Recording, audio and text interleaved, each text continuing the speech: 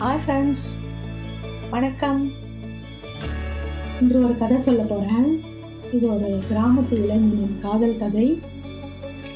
ரெடியா? வாங்க கதைக்குள்ள போகலாம்.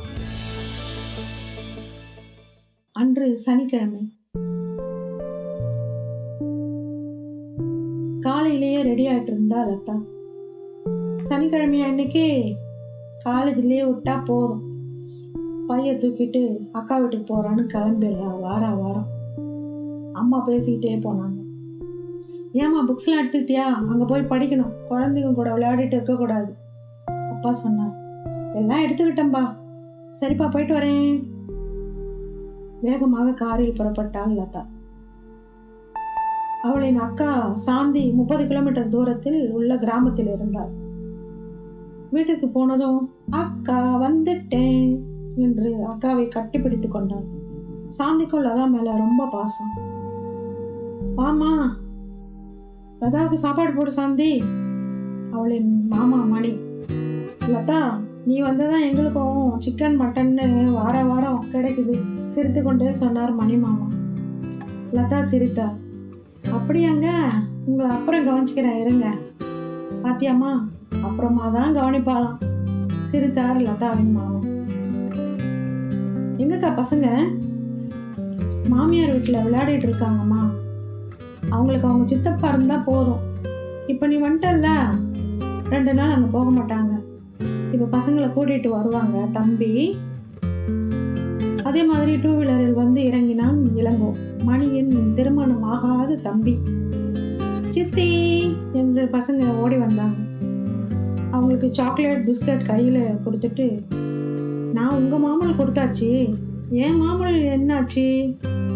இது லதா. பசங்க இருவரும் லதாவை கட்டி பிடிச்சி முத்தம் கொடுத்தாங்க. லதா, எனக்கெல்லாம் சாக்லேட் இல்லையா?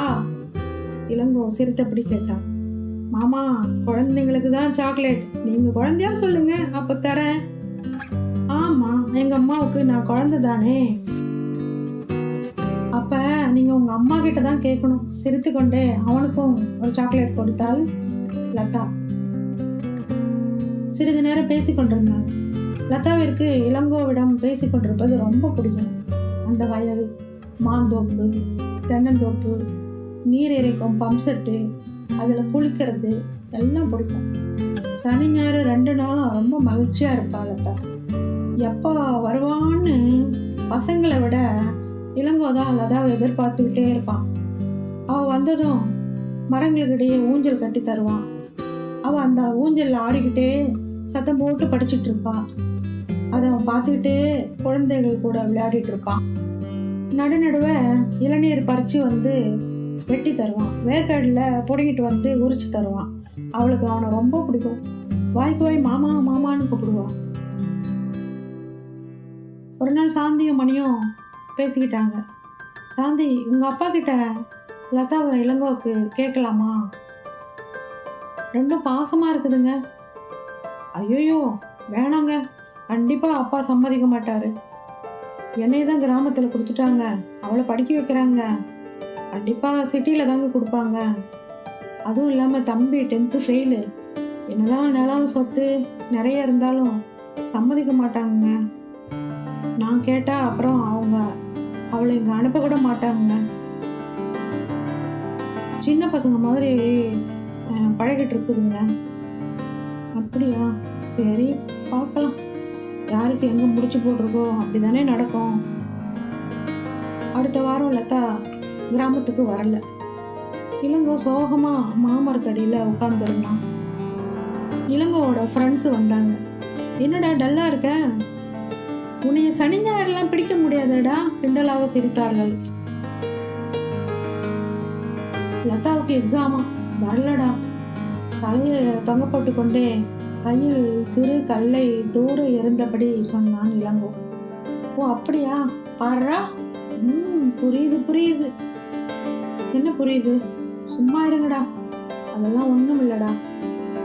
அதெல்லாம் ஒண்ணும் இல்லையா?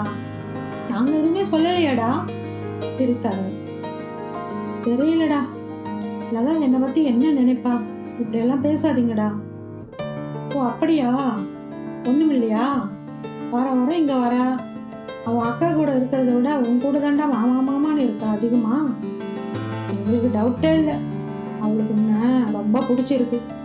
உங்கள் அண்ணிக்கிட்ட பேசி கல்யாணம் முடிச்சுக்கடா. ஆசையை மேலும் வளர்த்துட்டாங்க அவங்க ஃப்ரெண்ட்ஸு. மனதிற்குள் அதிகமாக லதாவை நேசிக்க ஆரம்பித்தான் இளங்கோ. இப்படியே மாதங்கள் வருடங்கள் ஓடியது. மாமா காலேஜ் முடிப்போகுது, அப்புறம் நான் இங்கே அடிக்கடி வருவேனான்னு தெரியல. லதாவும் வருத்தத்தோட பேசினா. சொல்லிவிடலாமா யோசித்தான் இளங்கோ. மாமா என்ன யோசிக்கிற? சீக்கிரமாக கல்யாணம் பண்ணிக்கோ, உங்கள் வீட்டுக்கு அடிக்கடி வரேன் கண் சுமிட்டி எப்படி சொன்னாள் லதா. நான் கல்யாணம் பண்ணிக்க போகிறதில்ல. ஏன், யாரையாவது நினச்சிருக்கியா மாமா? என்னன்னு மட்டும் சொல்லிடாத, சிரிச்சுக்கிட்டே சொன்னாள் லதா. ஏன் சொல்லக்கூடாது? நான் உன்னை கல்யாணம் பண்ணிக்கிறேன், நீ வேலைக்கு போ, நான் விவசாயம் பண்ணுறேன், நீ உனக்கு பிடிச்ச மாதிரி இரு, நான் உன்னை ராணியாட்ட பார்த்துக்கிறேன், விளையாட்டா சொல்வது போல் சொல்லிவிட்டான். இதை பார்த்துக்கிட்டு இருந்த சாந்திக்கு புரிந்து விட்டது. உடனே மணியிடம் பேசி இளங்கோவுக்கு வேறு பெண் பார்க்க தொடங்கி விட்டார்கள். சாந்தி இளங்கோவிடம் பேசினான். தம்பி, லதாவை கண்டிப்பாக உனக்கு கொடுக்க மாட்டாங்க, ப்ளீஸ் புரிஞ்சுக்கோங்க. உங்கள் வாழ்க்கை எங்களுக்கு ரொம்ப முக்கியம் தானே, கண்டிப்பாக நல்ல பொண்ணாக பார்க்குறோம். சொன்ன மாதிரியே பக்கத்து கிராமத்தில் சீதா என்ற பெண்ணை பேசி நிச்சயம் பண்ணிட்டாங்க.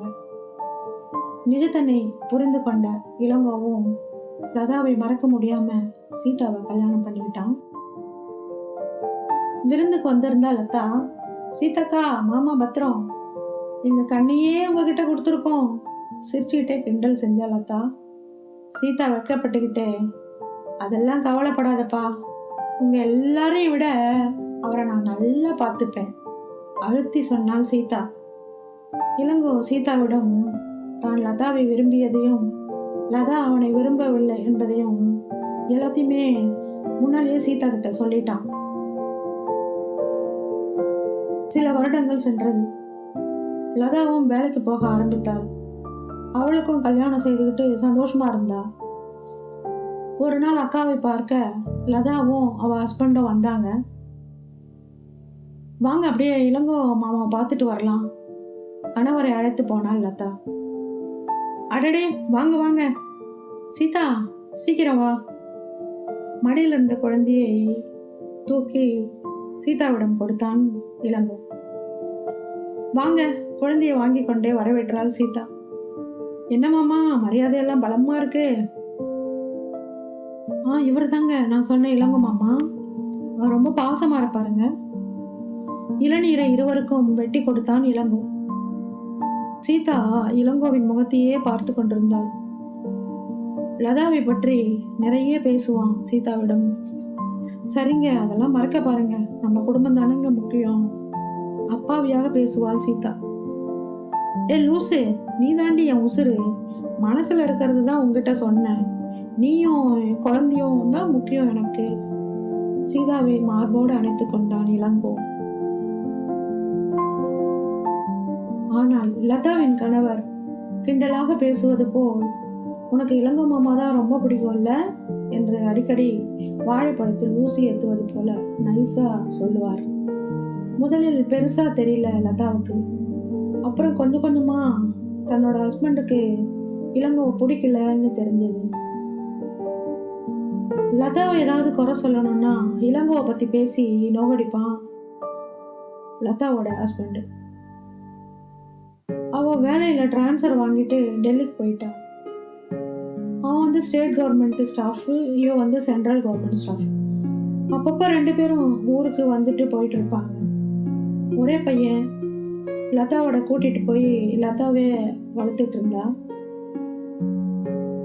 20 வருஷம் ஆச்சு அக்காவோட பையனுக்கு கல்யாணம். ரிசப்ஷன் நடந்துகிட்டு இருந்தது. சீதா லதா கிட்ட வந்தா. வாம்மா, எப்படிம்மா இருக்க, நல்லா இருக்கியா கேட்டா. சீதாக்கா, உங்க பொண்ணுக்கு எப்ப கல்யாணம், கண்டிப்பா சொல்லுங்க, நாங்க லீவ் போட்டு வரோம். அவள் ஹஸ்பண்டும் ஆமா என்பது போல் தலையாட்டினார். சரி வாங்க சாப்பிடலாம். சீதா சாப்பிட கூப்பிட்டாள். வாங்க போலாங்க. கணவரை அழைத்து கொண்டு சாப்பிட போனாள். சீதாக்கா, மாமா எங்க, எப்படி இருக்கார்? ஆர்வமா கேட்டா லதா. வா வா, அங்கதான் இருப்பாரு, சிரித்து கொண்டே கூப்பிட்டாள் சீதா. தூரத்தில் பரிமாறிக்கொண்டிருந்த இளங்கோ லதாவை பார்த்தான். உடனே சட்டுன்னு பின்புறமா போயிட்டான். லதாவும் பார்த்துட்டா. சீதாக்கா, மாமா ஏன் என் கூட பேசாம போறாரு? வா போய் பார்க்கலாம். 20 வருஷம் கழிச்சு லதாவை பார்த்ததும் கண்கள் என கலங்கியது. மனசு ரொம்ப பாரமா இருந்தது. பின்னால யாருக்கும் தெரியாம கண்ணை தொடச்சிட்டு நின்றுட்டு இருந்தான் இளங்கோ. மாமா. இளங்கோ அருகில் சென்றதும் லதாவிற்கும் ஏனோ அழுகை வந்தது. என்ன மாமா, எப்படி இருக்க, நல்லா இருக்கியா? கேட்டுக்கொண்டே லதா தன் கண்ணை துடைத்து கொண்டார் தெரியாதவாறு. குரல் தழுத்தழுத்தது. இளங்கோ தலையை மட்டும் ஆட்டினான், நல்லா இருக்கேன் என்பது போல. ஆனால் இதை பார்த்து கொண்டிருந்த சீதாவும் அழுதாள். தன் முந்தானையால் இளங்கோவின் கண்ணை துடைத்து விட்டாள். இவர்களின் பாசத்தினை நேசத்தினை என்னவென்று சொல்வது? கதை பிடிச்சிருக்கா? பிடிச்சிருந்தா லைக் பண்ணுங்க, ஷேர் பண்ணுங்க, சப்ஸ்கிரைப் பண்ணுங்க. தேங்க்யூ.